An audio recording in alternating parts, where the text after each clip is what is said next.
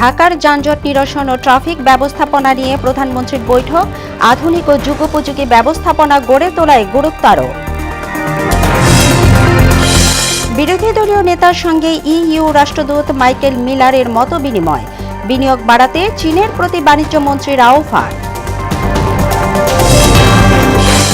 আসন্ন বাজেটে ব্যক্তির করমুক্ত আয় সীমা 3 থেকে বাড়িয়ে 4 লাখ টাকা নির্ধারণ, নিত্যপণ্যের উৎসে কর 0.50%। এবং 2027 সালের এসএসসি ও সমমান পরীক্ষা শুরু 7 জানুয়ারি, 6 জুন থেকে এইচএসসি রুটিন তৈরির কাজও চলমান, জানালেন শিক্ষামন্ত্রী।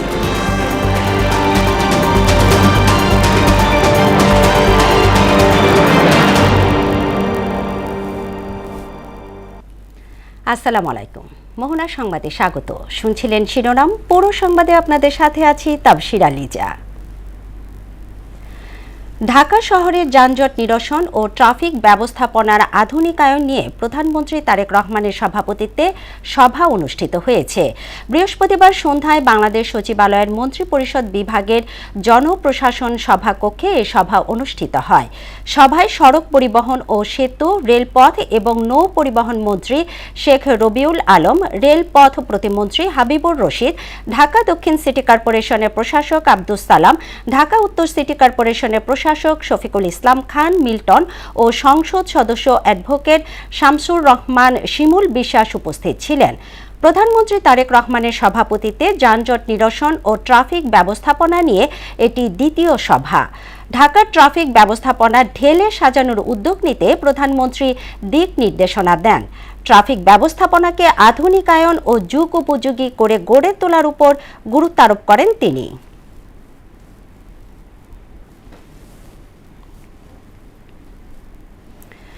বিরোধী দলীয় নেতা ডাক্তার শফিকুর রহমানের সঙ্গে সৌজন্য সাক্ষাৎ করেছেন ইউরোপীয় ইউনিয়নের রাষ্ট্রদূত মাইকেল মিলার। বৃহস্পতিবার দুপুরে জাতীয় সংসদ ভবনের বিরোধী দলীয় নেতার কার্যালয়ে এই সাক্ষাৎ অনুষ্ঠিত হয়। মতবিনিময়ে তারা বাংলাদেশ ও ইউরোপীয় ইউনিয়নের স্বার্থ সংশ্লিষ্ট বিভিন্ন বিষয় নিয়ে আলোচনা করেন। জাতীয় সংসদ নির্বাচন পরবর্তী গণতন্ত্রকে অর্থবহ করা এবং সংস্কার ও গণভোটের রায় বাস্তবায়নের বিষয়টিও অত্যন্ত গুরুত্বের সঙ্গে স্থান পায়। পাশাপাশি আসন্ন স্থানীয় সরকার নির্বাচন সুষ্ঠু ও গ্রহণযোগ্য করার জন্য যথাযথ পদক্ষেপ গ্রহণের বিষয়েও আলোচনা হয়। 2026-27 অর্থ বছরের বাজেটে ব্যক্তির করমুক্ত আয় সীমা 3 থেকে বাড়িয়ে 4 লাখ টাকা নির্ধারণ করা হয়েছে। সেই সঙ্গে ব্যাংক জমার ক্ষেত্রে 5 লাখ টাকা পর্যন্ত কোনো আবগারি শুল্ক না নেওয়ার সিদ্ধান্ত হয়েছে। বৃহস্পতিবার এক বৈঠকে জাতীয় রাজস্ব বোর্ডের খসড়া পর্যালোচনা করে এসব সিদ্ধান্ত নেওয়া হয়। বৈঠকের সিদ্ধান্ত অনুযায়ী 2026-27 অর্থ বছরের বাজেটে চাল, ডাল, চিনি, খেজুর সহ সব ধরনের নিত্যপণ্যের উপর থাকা উৎসে কর বাড়ছে না, আগের মতোই 0.50% থাকছে। পাশাপাশি 2026-27 অর্থ বছর থেকেই 1% হারে সম্পদ কর ব্যবস্থা চালুর সিদ্ধান্ত নেওয়া হয়েছে। এছাড়া 25% উৎসে কর বসছে অনলাইন গেমিং এর উপর। এদিকে দামি বৈদ্যুতিক প্রাইভেট কার ছাড়া সব ধরনের বৈদ্যুতিক প্রাইভেট কারের কর কমানোর সিদ্ধান্ত নেওয়া হয়েছে। দেশের পাট শিল্পের জন্য চীনের প্রযুক্তিগত সহায়তা চেয়ে এদেশে আরও বিনিয়োগ বাড়ানোর আহ্বান জানিয়েছেন বাণিজ্য মন্ত্রী খন্দকার আব্দুল মুক্তাদির। সকালে রাজধানীর একটি কনভেনশন সেন্টারে আয়োজিত গ্রিন টেক্সটাইল এক্সপোর উদ্বোধনী অনুষ্ঠানে এ আহ্বান জানান তিনি। এ সময় বাংলাদেশের নতুন সরকারের সঙ্গে দ্বিপাক্ষিক বাণিজ্য সম্প্রসারণের আশ্বাস দেন চীনা রাষ্ট্রদূত। বিস্তারিত জানাচ্ছেন বিজন কুমার। বাংলাদেশের পোশাক খাতকে সম্পূর্ণ পরিবেশ বান্ধব হিসেবে গড়ে তোলা এবং ঢাকা বেইজিং বাণিজ্য সম্পর্কের মান উন্নয়নে রাজধানীর বসুন্ধরা কনভেনশন সিটিতে আয়োজন করা হয় 3 দিনের গ্রিন টেক্সটাইল এক্সপো।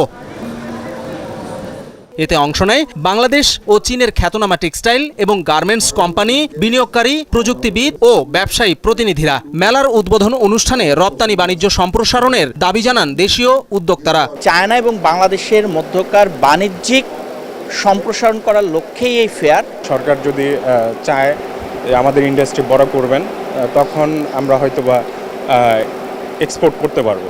চায়নার উন্নত প্রযুক্তির প্রশংসা করেন বাণিজ্যমন্ত্রী। বাংলাদেশের পাট শিল্পের জন্য চীনের প্রযুক্তিগত সহায়তা চেয়ে এখানে বিনিয়োগ আরও বাড়ানোর আহ্বান জানান তিনি।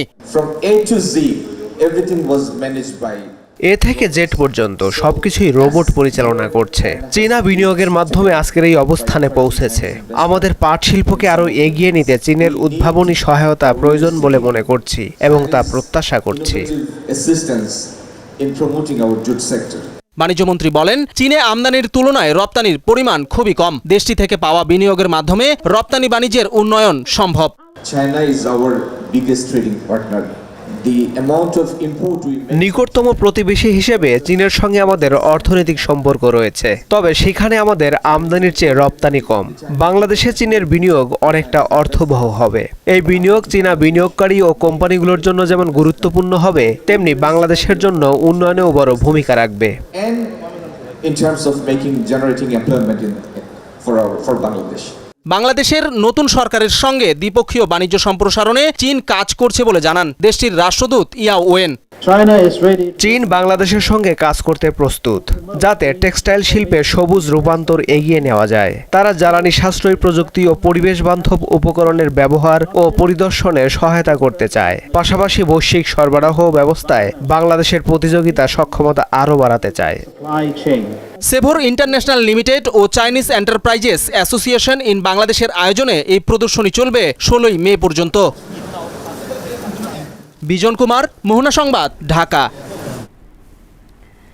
বৃহস্পতিবার ট্রেনের আগাম বিক্রির দ্বিতীয় দিনের শুরুর 1 ঘণ্টাতেই শেষ সব টিকিট।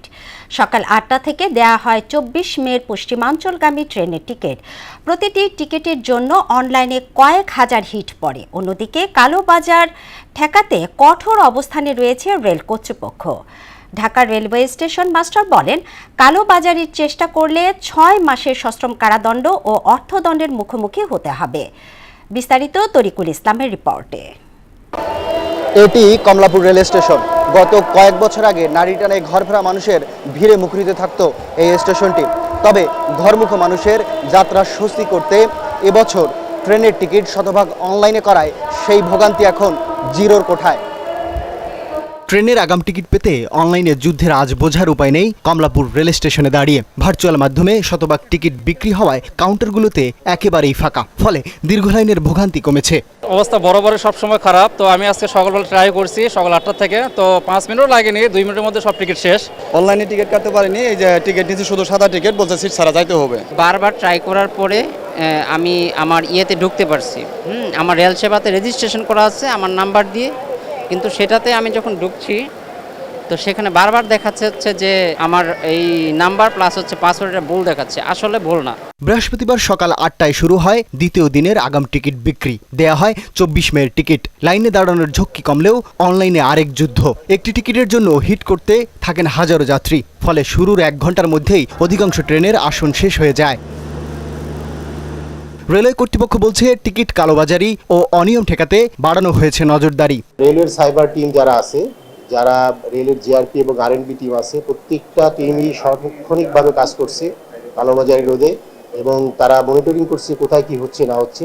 বাংলাদেশ যে আইন আছে সেই আইন অনুযায়ী আমরা জিআরপির কাছে হ্যান্ডওভার করি, বা জিআরপি ধরে এটা কোর্টে চালানোর মাধ্যমে নির্দিষ্ট আইনের মাধ্যমে তাদের বিচার কাজ সম্পন্ন হয়। এটা 6 মাস থেকে 1 বছর বা 2 বছরের জেল হতে পারে। প্রযুক্তি নির্ভর এই উদ্যোগকে ঈদযাত্রা সহজ করার ইতিবাচক পদক্ষেপ হিসেবে দেখছেন অনেকে। তবে সাধারণ মানুষের কথা বিবেচনায় রেখে অনলাইন টিকিট ব্যবস্থা আরও সহজ, নির্ভরযোগ্য ও সবার জন্য সমানভাবে ব্যবহার উপযোগী করার দাবি যাত্রীদের।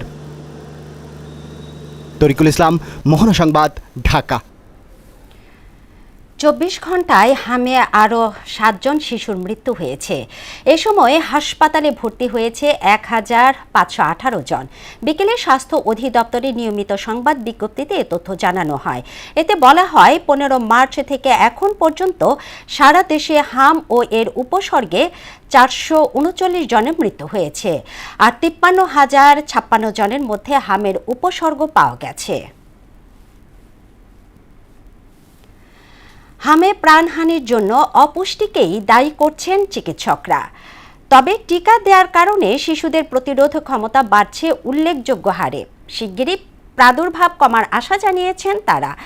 জন্মের 6 মাস পর্যন্ত শিশুদের মাতৃদুগ্ধ পান করার পরামর্শ দেন চিকিৎসকরা। আরও জানাচ্ছেন উষা ফেরদৌস।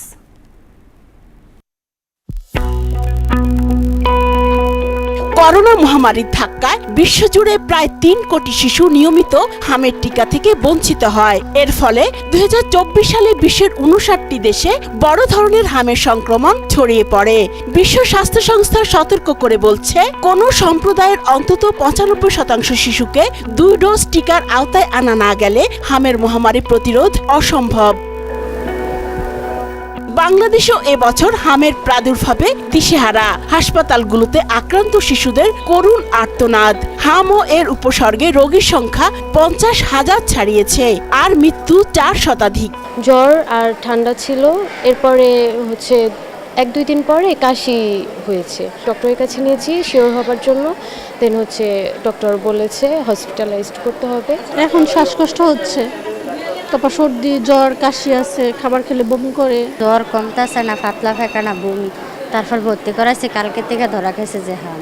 ভাইরাসের বিরুদ্ধে কোনো সুনির্দিষ্ট অ্যান্টিভাইরাল বা কার্যকর ওষুধ নেই, তাই শিশুদের পুষ্টিহীনতাকেই হামের জন্য অনেকাংশে দায়ী করছেন চিকিৎসকরা। হামে কয়টা ম্যাক্সিমাম মারা যাচ্ছে, কিন্তু যারা পুষ্টিহীনতা তাদের, তাহলে আমরা পুষ্টিটাকে যদি ইমপ্রুভ করতে পারি, নাম্বার 1, বিশেষ করে গর্ভবতী মা স্বাস্থ্য ভালো না হয়, তাহলে তার যে সন্তান জন্ম নেবে সেই সন্তানটা পুষ্টিহীনতার কারণে দুর্বল থাকবে এবং তার রোগ হওয়ার সম্ভাবনা অনেক বেশি। প্রথম 6 মাস বাচ্চাকে এক্সক্লুসিভ মায়ের দুধ খেতে হবে, 1 ফোঁটা পানি দেওয়া যাবে না। টিকার কারণে শিশুদের রোগ প্রতিরোধ ক্ষমতা বাড়ছে উল্লেখ করে শিগগিরই প্রকোপ কমার বিষয়ে আশাবাদী তারা। দেশে কিন্তু ইনশাল্লাহ কমবে। কেন কমবে?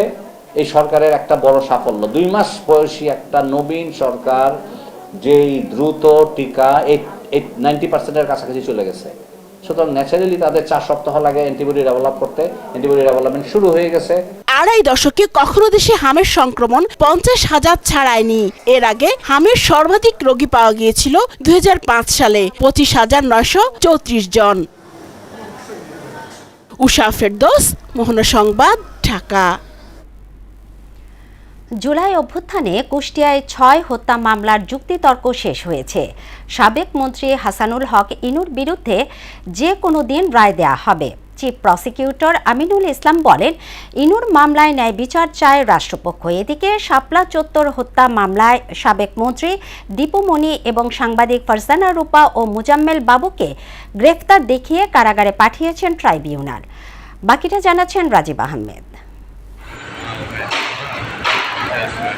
বৃহস্পতিবার সকালে প্রিজন ভ্যানে ডাক্তার দীপুমণি, মুজাম্মেল বাবু ও ফারজানা রূপাকে ট্রাইব্যুনালে হাজির করা হয়।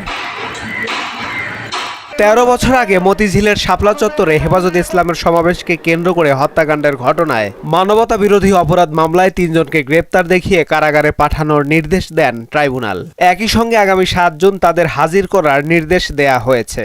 মামলার বিষয়ে গণমাধ্যমের সঙ্গে কথা বলেন ফারজানা রূপার আইনজীবী। প্রোডাকশন ওয়ারেন্টের মাধ্যমে আজকে ওনাকে এখানে উপস্থাপন করা হয়েছে। প্রসিকিউশন একটি অ্যাপ্লিকেশন দিয়েছে ওনাকে শোন অ্যারেস্ট দেখানোর জন্য। আমরা ওনার আইনজীবী হিসেবে আজকে মাননীয় ট্রাইব্যুনালে ওনার পক্ষে আমরা ওয়াকালতনামা ওনাকে রিপ্রেজেন্ট করার জন্য সাবমিট করেছি। এদিকে জুলাই গণঅভ্যুত্থানে কুষ্টিয়ায় 6 জনকে হত্যা সহ 8 অভিযোগে করা মানবতা বিরোধী অপরাধে জাসদ সভাপতি হাসানুল হক ইনুর মামলায় যুক্তিতর্ক শেষ হয়েছে। যে কোনো দিন রায় ঘোষণা করবেন ট্রাইব্যুনাল। প্রসিকিউশনের দাবি, জুলাইয়ে মানবতাবিরোধী অপরাধ সংগঠনে শেখ হাসিনাকে উস্কানি ও প্ররোচনা দিয়েছেন ইনু। আওয়ামী জোটের অন্যতম শীর্ষ নেতা হিসেবে এসব অপরাধের নির্দেশদাতা হিসেবে দায় দায়িত্বও তার উপরে বর্তায়।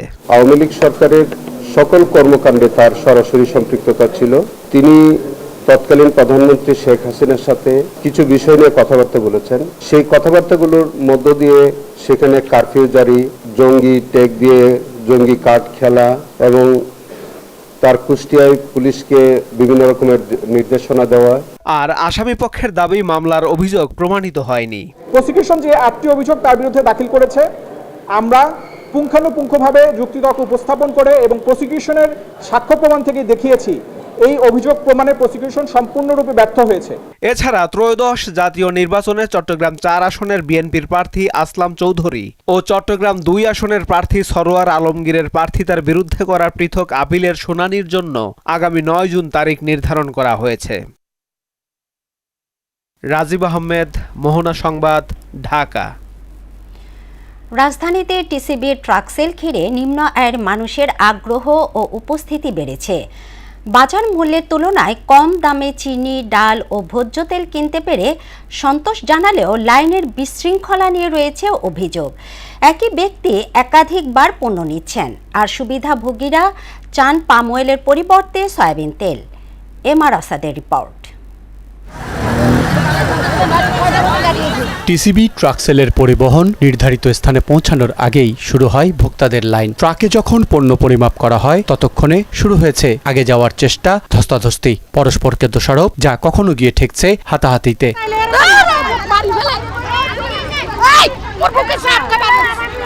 এক ব্যক্তি একটি প্যাকেজ নিয়মে আছে। নিয়ম রক্ষায় আঙুলে দেওয়া হয় পার্মানেন্ট মার্কার, হাতে দেওয়া হয় সিরিয়াল নাম্বার। তবুও সুবিধাভোগীদের কৌশলের সঙ্গে পেরে ওঠা দায়। টিসিবির অফিস থেকে বলে দিয়েছে পার্মানেন্ট মার্কার দিয়ে দাগ দিয়ে দিবেন। আমি পার্মানেন্ট মার্কার দিয়ে দাগ দিয়ে দিতেছি। এখন যদি এটা ওনারা কেমিক্যাল দিয়ে উঠায় না, পানি দিয়ে উঠায় না, কি দিয়ে উঠায়। লাইনের সিরিয়ালে বিশৃঙ্খলার ফলে সুবিধা নিতে উল্টো ভোগান্তি বাড়ছে। এত মানুষের চাপ সামলাতে প্রয়োজন বাড়তি জনবল। ফোন দিয়ে আনে 5 জন আমাদের আগে ঢুকায় দেয়, আমরা আগে আইসা পরে আমাদের পিছে যাইতে হয়, পরে আইসা আগে ঢুকে, আর ওরা গ্যাঞ্জাম লাগাই দিয়ে গাড়ি নিয়ে চলে যায়, মাল দেয় না। আর একজন আইয়া 4-5 জন ঢুকে মুখ বান্ধা লইব, লইয়া আবার এটা মুখ খুললে আমাকে সামনে দিয়ে লইব, অথচ আমরা পিছিয়ে পড়ে থাকবো, আমরা লইল। ওই দেখেন ওই মহিলাগুলো সব লাইনে যে এখানে দেখেন 2 লাইন হয়ে যাইতেছে, যেমন আমি এই জন্য উঠছি জানি কেউ না ঢোকে। 480 টাকার প্যাকেজে আছে 2 লিটার ভোজ্য তেল বা পাম অয়েল। ভোক্তারা চান এর বদলে সয়াবিন তেল, প্রবীণরা চান পৃথক লাইন। ডালটা ঠিক আছে, চিনিটা ঠিক আছে, তেলটা ঠিক নেই। তেলটা পাম অয়েল তেল খুবই খারাপ তেল। সব আগে আগে ঢুকে যায়। বাবা আমি অসুস্থ রোগী, আমি কি পারি। টিসিবি ট্রাক সেলের কারণে উপকৃত হচ্ছে নিম্ন আয়ের মানুষ। এই উদ্যোগকে সফল করতে শৃঙ্খলা প্রতিষ্ঠায় আরও মনোযোগী হবে প্রতিষ্ঠানটি, এমনটাই চান উপকারভোগীরা। এমআর আসাদ, মোহনা সংবাদ, ঢাকা। 2027 সালের 7 জানুয়ারি থেকে এসএসসি ও সমমান এবং 6 জুন থেকে এইচএসসি পরীক্ষা শুরু হবে। বৃহস্পতিবার দুপুরে সচিবালয়ে সংবাদ সম্মেলনে এ তথ্য জানান শিক্ষামন্ত্রী আ.ন.ম এহসানুল হক মিলন। সেশন জট কমানোর পাশাপাশি শিক্ষার মান উন্নয়নে শিক্ষকদের প্রশিক্ষণের উপর জোর দেন শিক্ষামন্ত্রী। আরও জানাচ্ছেন শামীমুজ্জামান চৌধুরী। সেশন জটের কবল থেকে শিক্ষার্থীদের মুক্ত করতে কঠোর অবস্থানে শিক্ষা মন্ত্রণালয়। এ লক্ষ্যে দীর্ঘমেয়াদী পরিকল্পনার কথা জানান শিক্ষামন্ত্রী। এর পাশাপাশি নির্দিষ্ট সময়ের আগেই ঘোষিত হল 2027 সালের মাধ্যমিক ও উচ্চ মাধ্যমিক পরীক্ষার সময়সূচি। সচিবালয়ে সংবাদ সম্মেলনে পরীক্ষার সময়সূচি ঘোষণা করেন শিক্ষামন্ত্রী আ.ন.ম এহসানুল হক মিলন। এসএসসি শুরু করব জানুয়ারি 7 তারিখ 2027 এবং তাদের পরীক্ষা শেষ হবে 6 ফেব্রুয়ারি 2027। আমরা রুটিনও রেডি করেছি, একই সাথে আমরা রুটিনও দিয়ে দিচ্ছি যেন তারা সঠিকভাবে প্ল্যান করে লেখাপড়া করতে পারে।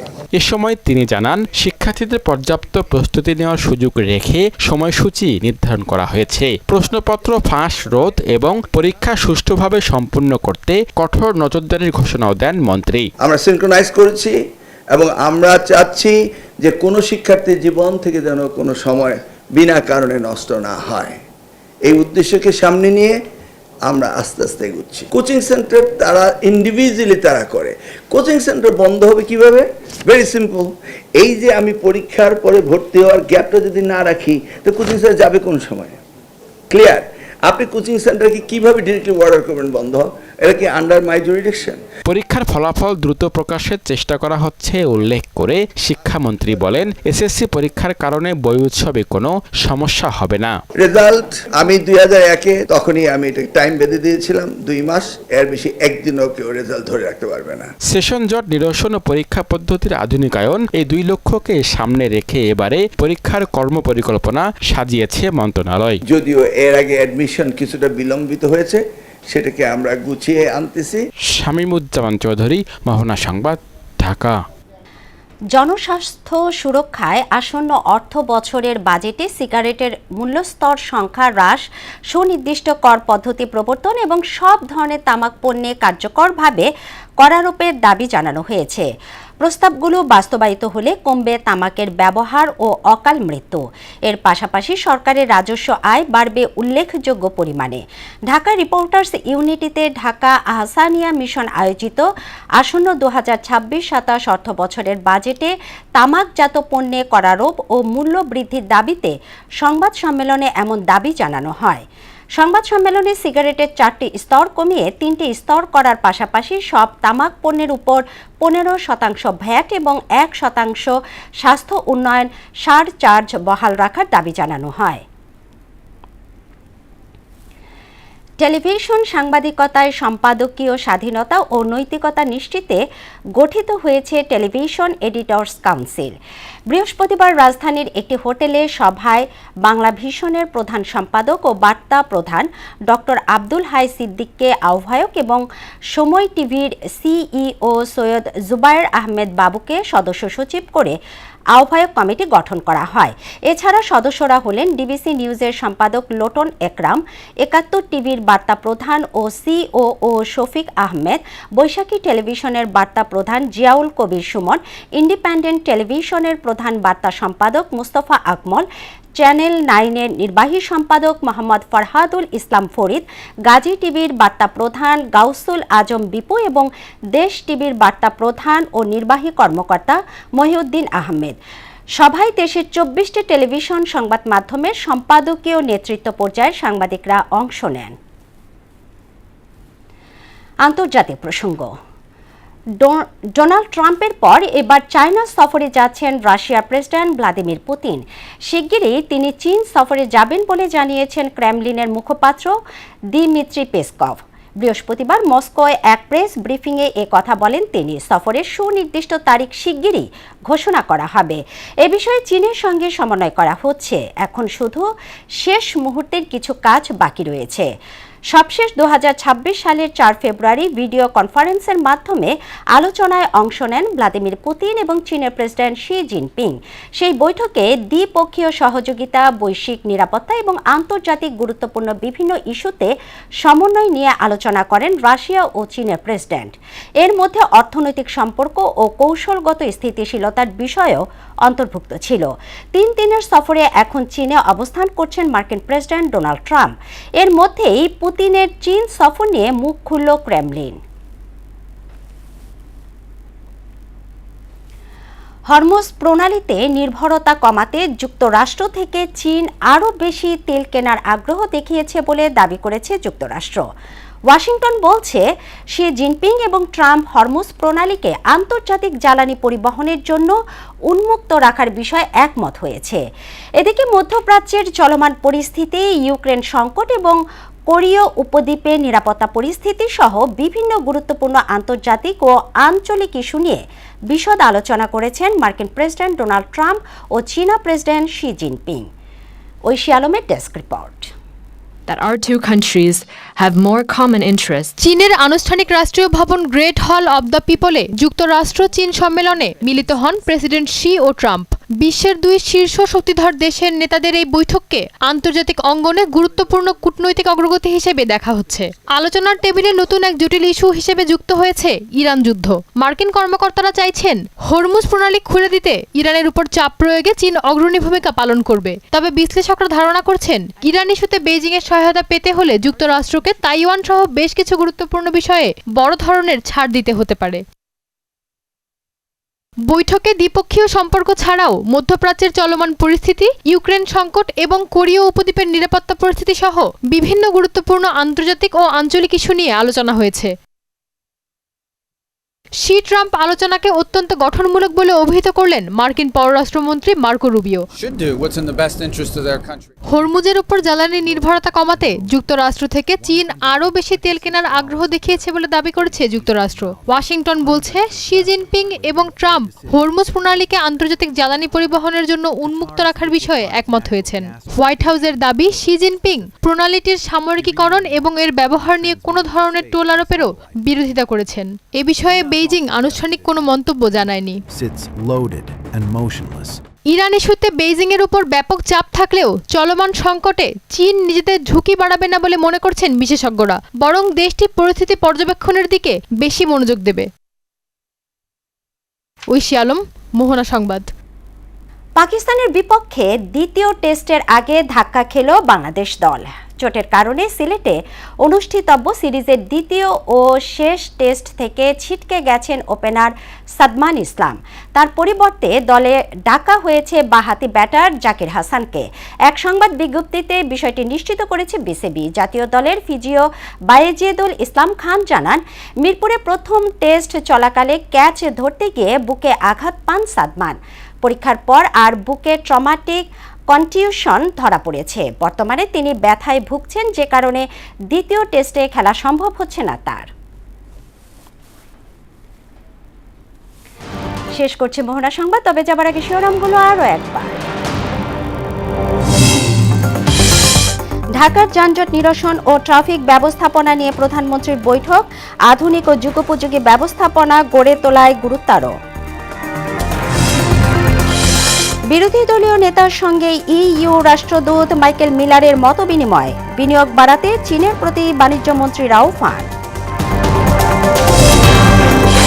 আসন্ন বাজেটে ব্যক্তির কর মুক্ত আয়সীমা 3 থেকে বাড়িয়ে 4 লাখ টাকা নির্ধারণ। নিত্যপণ্যের উৎসে কর 0.50%। এবং 2027 সালের এসএসসি ও সমমান পরীক্ষা শুরু 7 জানুয়ারি। 6 জুন থেকে এইচএসসি রুটিন তৈরির কাজও চলমান, জানালেন শিক্ষামন্ত্রী। এই ছিল মোহনা সংবাদে। মোহনা সবশেষ খবর জানতে ভিজিট করুন www.mohona.tv। সংবাদ দেখতে পারেন ফেসবুক, ইউটিউবে। এতক্ষণ সঙ্গে থাকার জন্য ধন্যবাদ সবাইকে।